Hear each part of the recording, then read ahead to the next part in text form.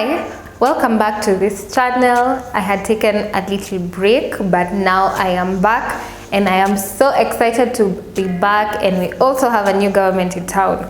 Now I know I'm a little bit late to the party, but I just want to talk about some of the promises and commitments that the new president, William Ruto, made during his swearing-in ceremony, and I will also explain why they matter. My name is Susan Wanjiko. I'm the founder of Wanjiko's Eye, and here I discuss the relationship between economic development and governance so that you can understand, engage, and influence the matters that affect you and I. Welcome to Wanjiko's Eye.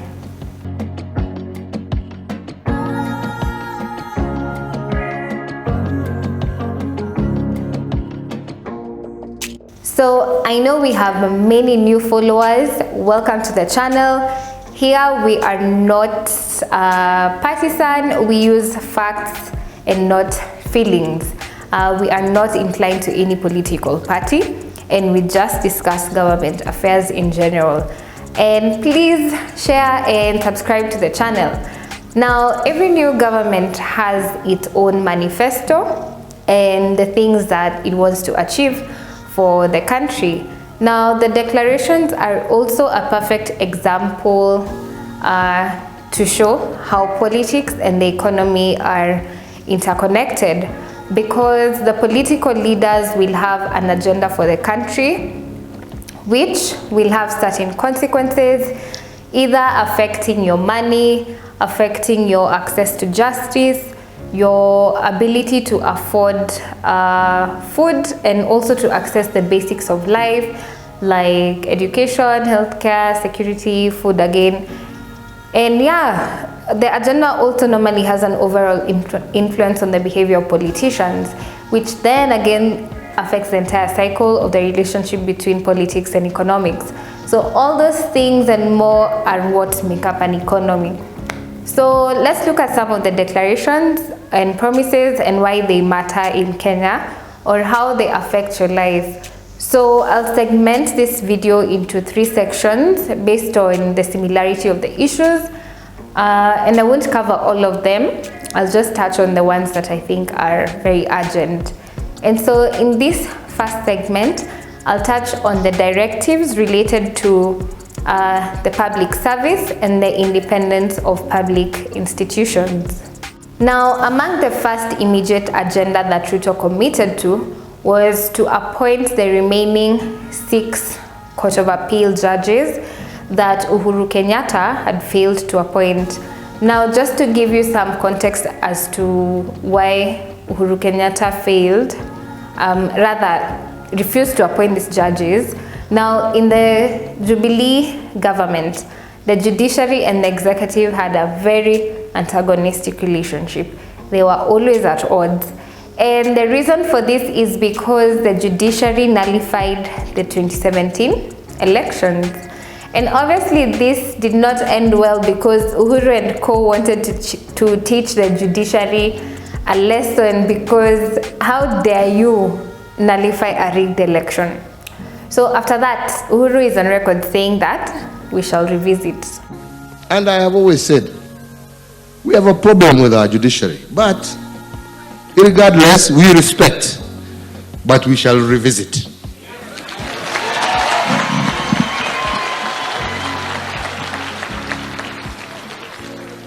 We shall respect, but we shall revisit this agenda. Oh yes, we shall. First and foremost, we shall address ourselves to the people of Kenya.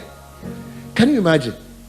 Even in America, which is supposedly the largest, the greatest democracy in the world, wakati walishindana George Bush tu na Al Gore, Supreme Court ya huko walienda wakasema kwanza, even before we discuss anything else, technicality hii kwanza, we are here to respect the will of the people. Wakaenda kuhesabu mpaka walikuwa wanatoa ile, walikuwa makaratasi ile, ati hii kura iko namna gani, to reject, to accept, to reject.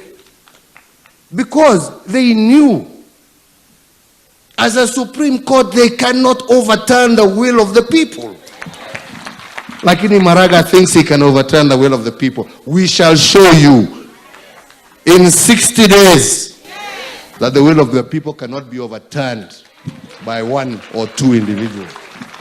Na tutakutana huko. Na wacha niseme na hasira kidogo, lakini kwa amani.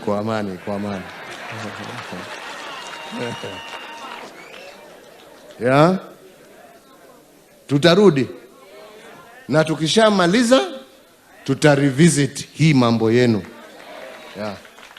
Na ndipo tunauliza kila saa, kila pahali tukienda. Jaji amesema, tunafanya kazi hii, unakuja una block, unaweka injunction. Kwani unafikiria wewe umechaguliwa na nani? No, there's a problem and we must fix it. Going forward, we must fix it. So because he couldn't fire the judges, he could frustrate them instead. I know he said that the reason why he didn't appoint the remaining 6 judges was because they had integrity issues. But remember, the president does not have such powers. If the judges have integrity issues, it's the Judicial Service Commission that does the investigations, and if they are found to be guilty, they remove them from office. And the reason for this is because the late former presidents, especially Jomo Kenyatta and Moi, abused their power and intimidated judges by firing them, like if the judges made a ruling that they were not happy with. And I discussed this in the Real Mheshimiwa series. And another way that Uhuru revisited is by continuously slashing the budget requirements for the judiciary through the treasury. For example, for the financial year 2022 to 2023, the judiciary asked for 39 billion Kenya shillings, but it was proposed that they should just get 18 billion Kenya shillings. Same to another time in 2018, 2019, they asked for about 30 billion Kenya shillings and they got just about 40% of that. So each time the judiciary gave their budget proposal, it was slashed and they were given less than half of what they asked for. So it might look like a nice sensational issue to just make noise about, like why is the judiciary asking for money, but the effectiveness of the judiciary has real life repercussions to the ordinary mwananchi.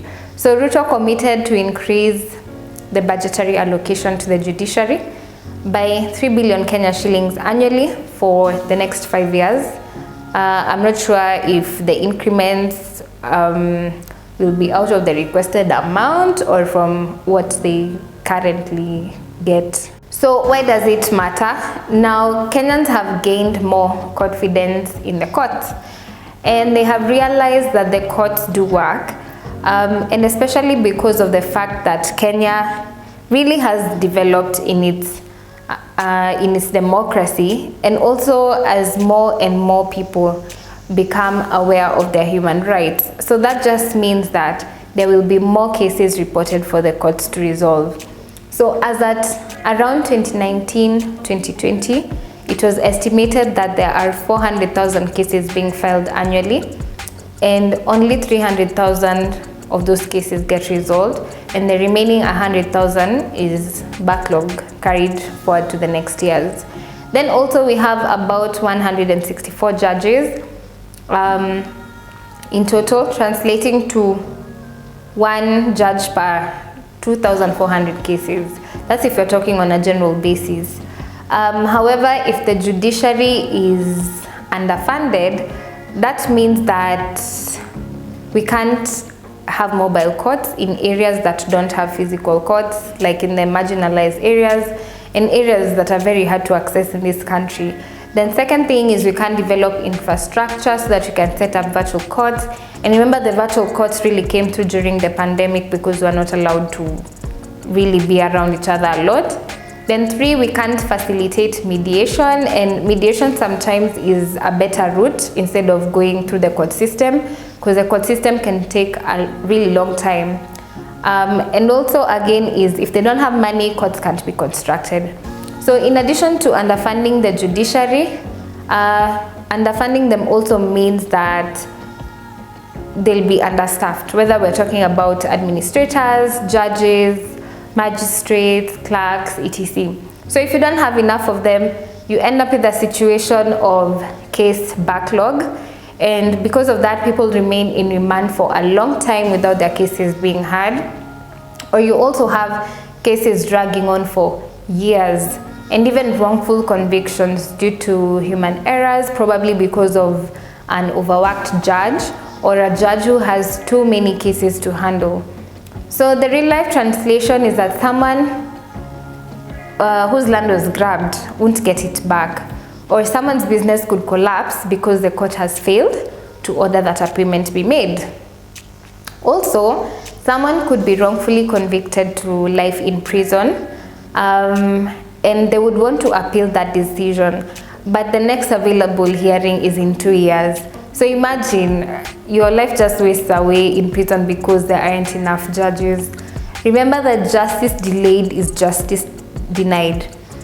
And then, can you believe that 90% of suspects end up in remand for about 1 year as they await trial? So that's according to the audit that was done by the Office of the Director of Public Prosecutions. And on top of that, the courts give them bail or bond terms that these people in remand can't afford, unlike in corruption cases. So imagine their life just wastes away again in prison, yet they are also innocent until proven guilty. And as we talk about prisoners who are not convicted, an average of 100,000 men in a year were in remand between 2017 and 2020, and that number is 10 times more compared to the number of women who are in remand. So you can imagine what that means for their families if these men are the breadwinners. And most times you find that these men are being held for the pettiest of crimes, or even worse, they haven't even been charged for any crime.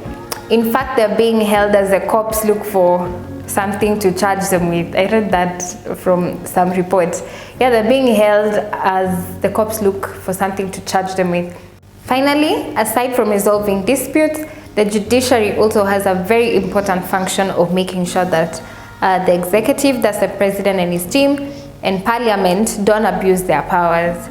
So, what better way to punish them than by attempting to control them, by frustrating them through their budgets? Now, the second thing he committed to is to make sure that the Office of the Auditor General and the Office of the Controller of Budget are adequately funded. Now, this directive serves the same objective as that of making sure that the judiciary is well funded. So for those who don't know, the Office of the Controller of Budget and the Office of the Auditor General are both independent offices that were created under the new Constitution of 2010. Now, the mandate of the Controller of Budget in a nutshell is to make sure that there is discipline in how our public finances are being spent during a financial year. So for the Office of the Controller of Budget, it's an ongoing process. And just to give an example, this year when governors were being sworn in, some counties were asking for crazy amounts for the swearing-in ceremonies, and the Controller of Budget rejected some of these requests. So some counties were asking for just 250,000 Kenya shillings to execute the ceremony, while other counties were asking for more than 20 million Kenya shillings for a ceremony that's not supposed to be more than 4 hours. On the other hand, the mandate of the Office of the Auditor General is to confirm whether our money as Kenyans was used for the intended purpose within the law, and to gauge if they achieved the objectives for carrying out a particular project. So for the Office of the Auditor General, the audits happen at the end of a financial year. So why does funding of their offices matter? Now, one of the reasons that make these offices struggle to carry out their mandates is because of capacity issues. Either they don't have enough people to do the job, or they have infrastructure issues, like technology stuff. So funding these offices will definitely have a greater impact on their efficiency, and the spillover effect is that there will be proper financial management of our country's resources. And then in the grand scheme of things, if our money is used properly, it's wasted, all of it ultimately has an influence on the cost of living in Kenya, the taxes we pay, managing corruption, government borrowing, and if we actually do get the public services that we need. Now, another directive that was similar, again, to the one directed to the judiciary is transferring the budget of the National Police Service from the Office of the President to the Inspector General entirely. Now, according to our Constitution, in Article 245, the Inspector General is given the authority to exercise independent command over the National Police Service.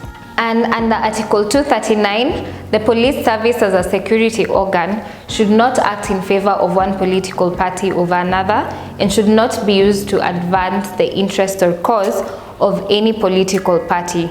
So why does this matter? Once again, like I mentioned in the Real Mheshimiwa series, former presidents of Kenya have abused their powers and used the police service to harass and intimidate anyone who is on the opposing side of politics, or anyone who attempted to challenge them. And even during Uhuru's time, the police were used to harass the supporters of Raila, especially immediately after the 2017 general elections. And then, like another time, the police broke into Miguna's house, and that's when they forcefully deported him. Then there was also the other time when police and detectives raided Jimmy Wanjigi's home and offices while apparently searching for guns. And then another time, they were investigating him for alleged land grabbing. So this happened in 2017 because he was supporting Raila Odinga, and 2022 when he declared that he wanted to run for president. So whoever wants to play devil's advocate on this whole issue of the police, remember, if you are accusing someone of something, there is due process to be followed, even if you're the president accusing someone else. Also, in 2020 and 2021, we saw that despite the government banning social gatherings, the team that was campaigning for BBI was allowed to do so, while there were several instances of the police disrupting small UDA meetings. It happened in Meru and Mombasa, if I remember correctly. So such kinds of unfair treatment and double standards. And then at the same time, when it comes to fighting corruption, the police can't go after certain people if the powers that be say so, or they can also be used to frame innocent people. Again, the danger of these games is that you and I, as the common mananchi from the outside, we can't be able to judge which accusation is legitimate and which one is fabricated. Then also, during the time of Uhuru Kenyatta, there were many extrajudicial killings, enforced disappearances, and high-profile murders like Chris Musando, George Mushai, and Jacob Juma. And then in addition to that, it's suspected that the people who were abducted by the police are the same people whose bodies were found having been dumped at Rivayala. So about 20 bodies or more have been found so far. And yeah, that's why we see that Ruto has disbanded the Special Services Unit, which was under the Directorate of Criminal Investigations, DCI, because they are connected to the disappearance of 2 Indians and their Kenyan driver. Among many other abductions, and you know, the 2 Indians were somehow connected to Ruto. So all those officers are under investigation, and obviously their first line of defense is that they carried out orders from above, which is likely true. And it's estimated that 107 people have been killed by the police so far, while 10 have disappeared in the hands of police. So again, why is this important? The Inspector General is expected to protect the sovereignty of the people, to respect individual human rights and freedoms, to prevent corruption, and to promote and practice accountability and transparency. And then on top of that, the Constitution does not allow any person, not even the President, to direct the Inspector General to investigate anyone or to enforce the law against any particular person. And this is just to make sure that it's just to make sure that the powers of the different functions and organs of government are completely separated, and to prevent the likelihood of the abuse of power, and to protect you and I. So therefore, by ensuring that the police handle their own finances, it means that the president will not be able to use finances as a dangling carrot to control the police. So funds will go from the treasury and straight to the police. Also, by withholding or denying them funding, that just means that the police won't be able to carry out their functions effectively, which could have a spillover effect on law enforcement.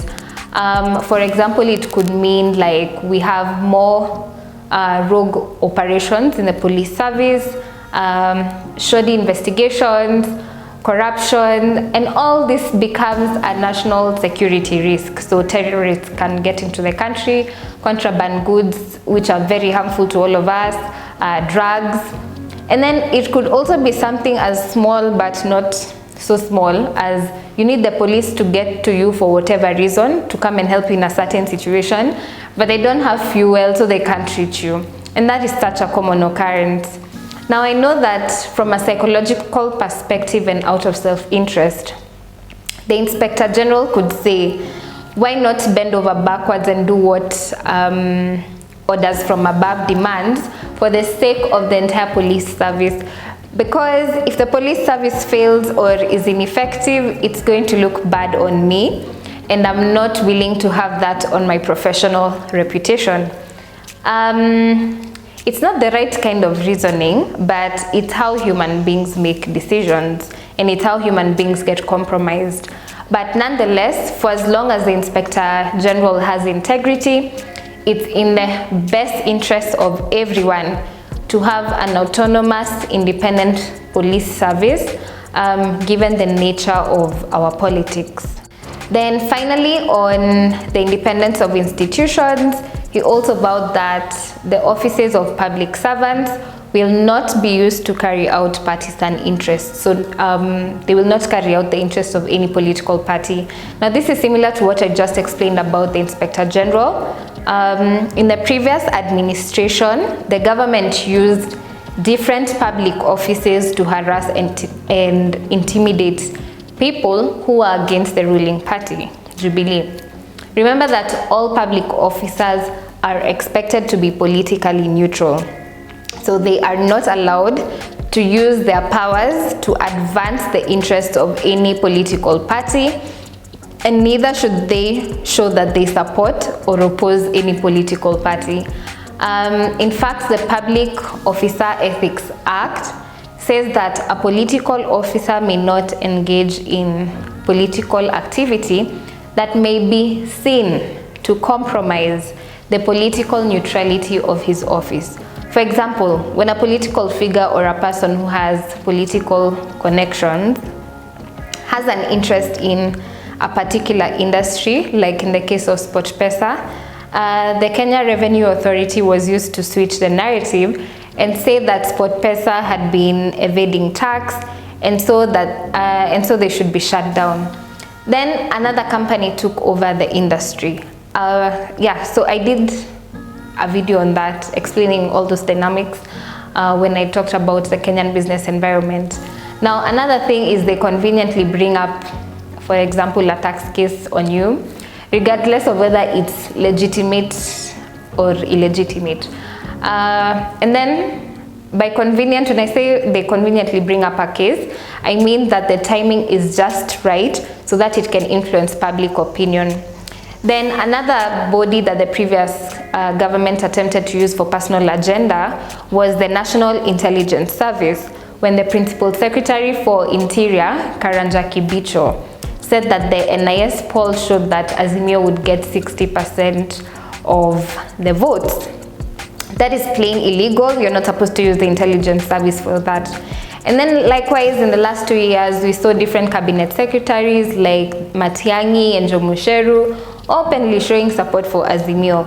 So in all those instances, those public offices and those public officers gave the impression that they were not politically neutral. So it's not just a matter of saying that you are politically neutral, it's also how an institution acts in a given circumstance. So keep in mind that the Public Officer Ethics Act says that unless you're a member of the National Assembly, other public officers are expected not to show any inclination towards any political party. If they want to show support, they go and vote. They can go and do that at the ballot.